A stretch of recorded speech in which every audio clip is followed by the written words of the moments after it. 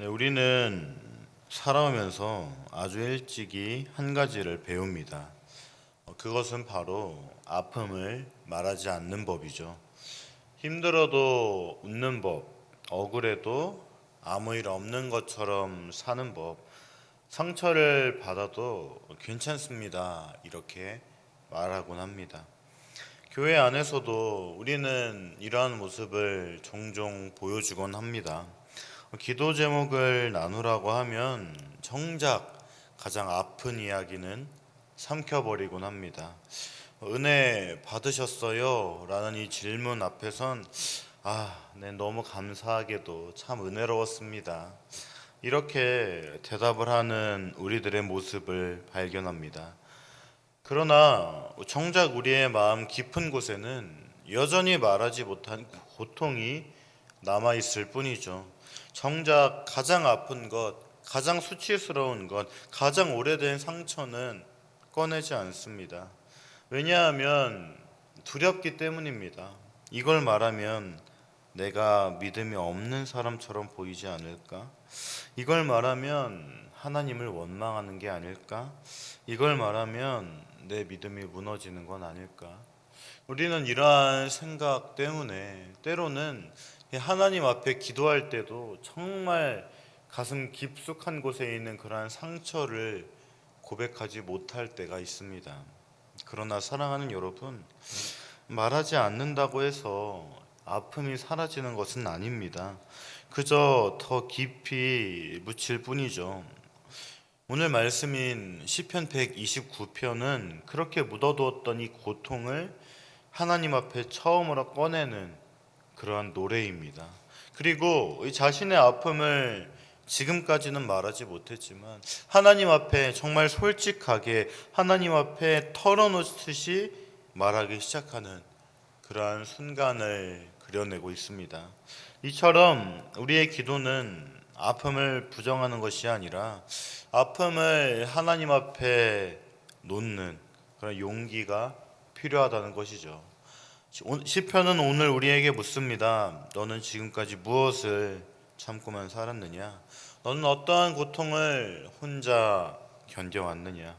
이 고백을 중심으로 시편 129편이 우리에게 주는 이 신앙의 선언을 한번 보고자 합니다. 먼저 1절에서 3절은 이스라엘은 이제 말하기를 그들이 내가 어릴 적부터 여러 번 나를 괴롭혔도다. 그들이 내가 어릴 때부터 여러 번 나를 괴롭혔으나 나를 이기지 못하였도다.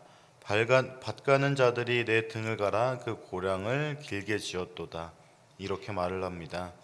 시편 기자는 많은 사람들이 내가 어릴 때부터 나를 괴롭혔다. 이렇게 표현을 하고 있습니다.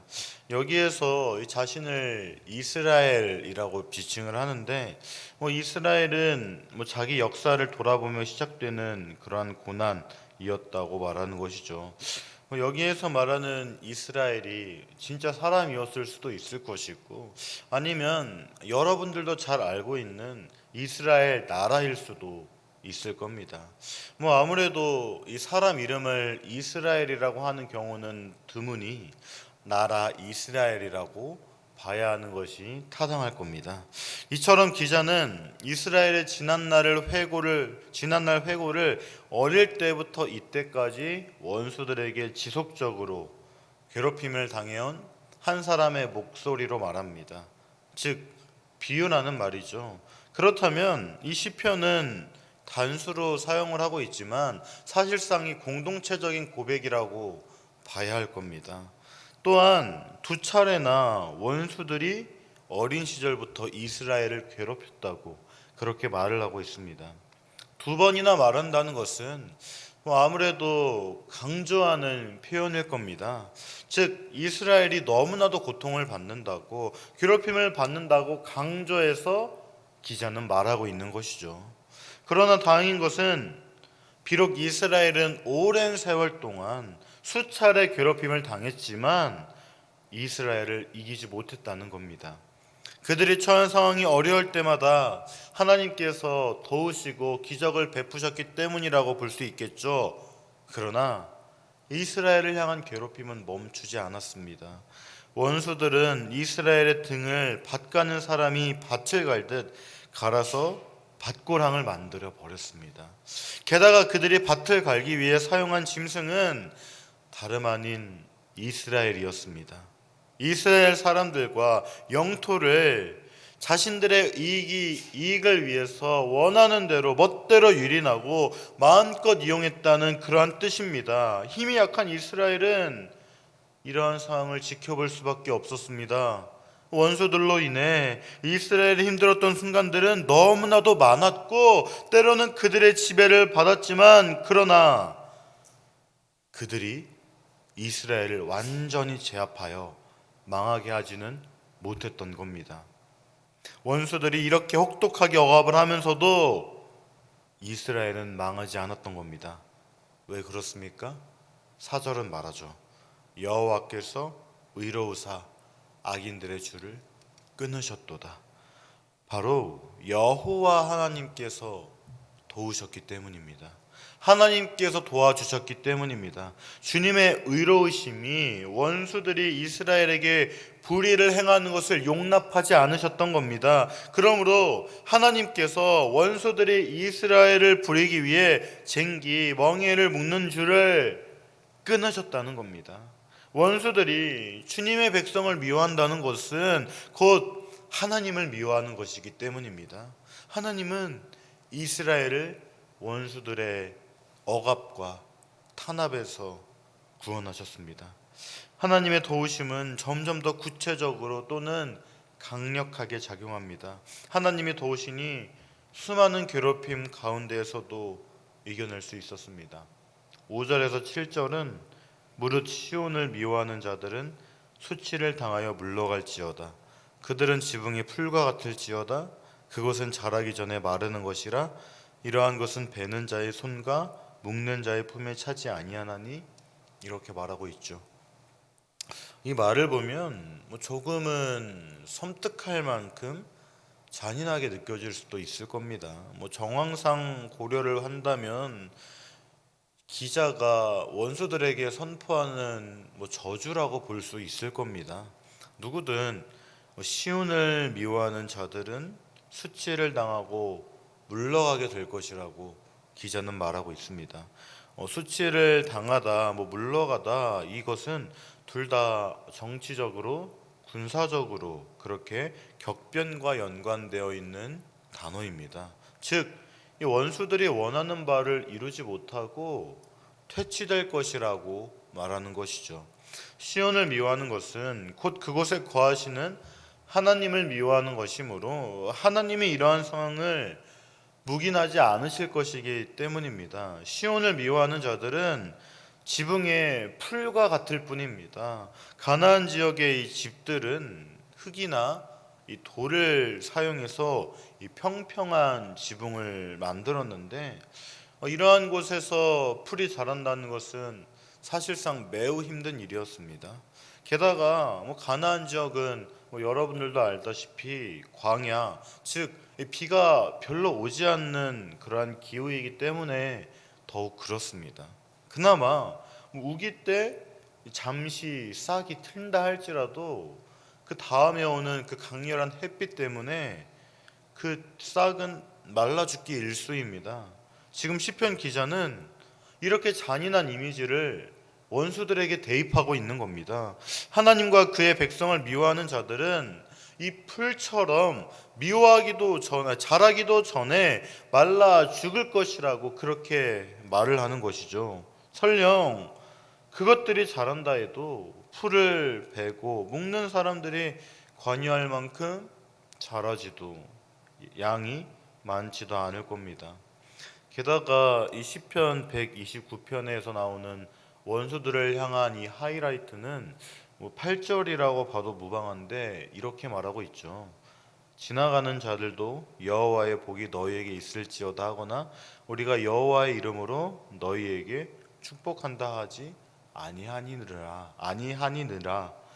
정말 상상할 수 없는 그러한 저주를 퍼붓고 있는 것을 우리는 발견할 수 있습니다. 지나가는 사람들이 여호와의 복을 빌지라도 우리가 다 그 복을 막겠다는 겁니다. 지나가는 사람들도 이 형편없는 풀의 양과 쥐를 보며 수고하는 자들에게 여호와의 축복을 도저히 선언할 수 없다는 그러한 뜻입니다. 고대 사람들은 이 풀은 짐승들의 먹이가 되기 때문에 풀을 수확하는 사람들에게 축복을 하곤 했습니다. 이건 굉장히 자연스러운 행동이었죠. 그 당시의 상식이라 말해도 무방할 정도입니다. 그러나 이 풀은 도대체 얼마나 약하고 얼마나 빈약한지 도저히 축복의 말이 나오지 않는다는 겁니다. 정말 형편없게 해달라는 그러한 너무나도 무시무시한 그러한 말이라는 것이죠. 사랑하는 여러분, 여러분들은 이 말이 너무 잔인하다고, 어떻게 그런 말을 할 수 있느냐고 그렇게 생각이 드시나요? 말이 조금 지나치다는 그러한 생각을 하시나요? 그러나 저는 이 시편 기자의 마음이 너무나도 솔직한 그러한 고백이라고 저는 생각을 합니다. 우리는 때때로 정말 억울하고 힘든 상황을 겪곤 하죠. 그리고 그 대부분은 아마 사람, 즉 이 관계에서 오는 그러한 어려움일 겁니다. 그러한 상황 속에서 우리는 정답처럼 그렇게 기도를 합니다. 우리의 마음을 외면한 채, 우리의 마음 속에 있는 그런 상처를 외면한 채, 하나님, 저 괜찮습니다. 하나님, 저 사람 사랑하게 해주세요. 이렇게 우리는 우리의 마음을 위로하지 못한 채 정답을 먼저 제시한다는 말이죠. 그러나 그 정답을 찾아가기 이전에 우리에게 필요한 과정이 있습니다. 정답보다 더 중요한 것은 바로 그 정답을 찾아가는 과정이라는 말이죠. 바로 하나님께 자신의 감정을 솔직하게 고백하고 그 하나님께 어떻게 해야 할지를 구하고 그 하나님께 도움을 구하는 겁니다. 하나님을 끝까지 찾고 붙드는 것, 하나님께 솔직한 마음을 하나님 앞에 고백하고 그 하나님을 끝까지 붙드는 것, 그것이 중요하다는 말입니다. 시편 기자는 처음부터 끝까지 솔직한 마음으로 하나님을 붙잡았습니다. 그에게 너무나도 큰 아픔이 있다 할지라도, 상처가 있다 할지라도 시편 기자는 하나님을 놓지 않았습니다. 그리고 그 하나님께서 시편 기자를 도우셨고 그의 대적, 즉 원수를 갚아주셨습니다. 사랑하는 성도님들, 시편 129편이 우리에게 주는 메시지는 바로 이런 겁니다. 우리는 다시금 4절 말씀인 여호와께서는 의로우사 악인의 줄을 끊으셨도다. 이것에 집중할 필요가 있습니다. 여기서 중요한 것은 누가 끊으셨는가입니다. 우리가 아니죠. 시간도 아닙니다. 상황의 변화도 아닙니다. 여호와께서 끊으셨습니다. 그러므로 오늘 우리의 삶을 돌아볼 때 아직 끊어지지 않는 줄이 보일 수도 있습니다. 여전히 조여오는 현실, 아직 해결되지 않은 관계, 여전히 반복되는 상처가 우리의 현실 앞에 놓여 있을 수 있죠. 그러나 시편 129편은 그 마음을 하나님 앞에 고백하라고, 그리고 하나님은 의로우시고 악인의 줄을 끊으신다고 그렇게 말을 하고 있습니다. 하나님은 지금도 의로우십니다. 지금도 억눌린 자를 외면하지 않으십니다. 지금도 악인의 줄을 영원히 놓아두지 않으시는 분입니다. 그러므로 오늘 우리는 이렇게 기도할 수 있을 겁니다. 주님, 아직 우리의 고통이 남아 있습니다. 주님, 나 너무 힘듭니다. 주님, 나 너무 상처를 받았습니다. 그러나 주님, 나를 도와주세요. 주님의 의로우시다는 이 사실이 변하지 않습니다. 사랑하는 여러분, 우리들의 믿음은 이렇게 고통 속에서도 하나님을 찾고 하나님께 솔직하고 끝까지 하나님 곁에 있으려는 그러한 몸부림이어야 할 겁니다. 오늘 이 자리에 계신 여러분들이 아직도 마음의 상처가 남으신 분이 계시다면 시편 129편은 이렇게 초대를 하고 있습니다. 숨기지 말고 말하고 부정하지 말고 고백을 하라고. 그러면 하나님께서 절망으로 끝내지 않고 하나님의 의로우심으로 옮기실 것이라고 그렇게 말을 하고 있습니다. 시편 기자가 말한 많이 괴롭게 하였으나 나를 이기지 못하였도다. 이 고백이 오늘 여러분들의 고백이 되기를 바랍니다. 상처는 남아있을 수 있고 기억은 쉽게 사라지지 않을 수도 있지만 그것을 모두 주님께서 알고 계십니다. 그리고 주님께서 우리를 도우신다면 그 어떠한 대적도 우리를 이길 수는 없을 겁니다. 하나님은 지금도 줄을 끊으시는 분입니다. 이 사실을 기억하며 하나님께 솔직하게 고백하고 하나님께 위로와 도움을 받는 여러분들이 되기를 주님의 이름으로 간절히 소망합니다. 이 시간 말씀을 기억하며 기도하겠습니다. 첫째, 고통을 부정하지 말고 하나님께 솔직하게 고백하게 하소서.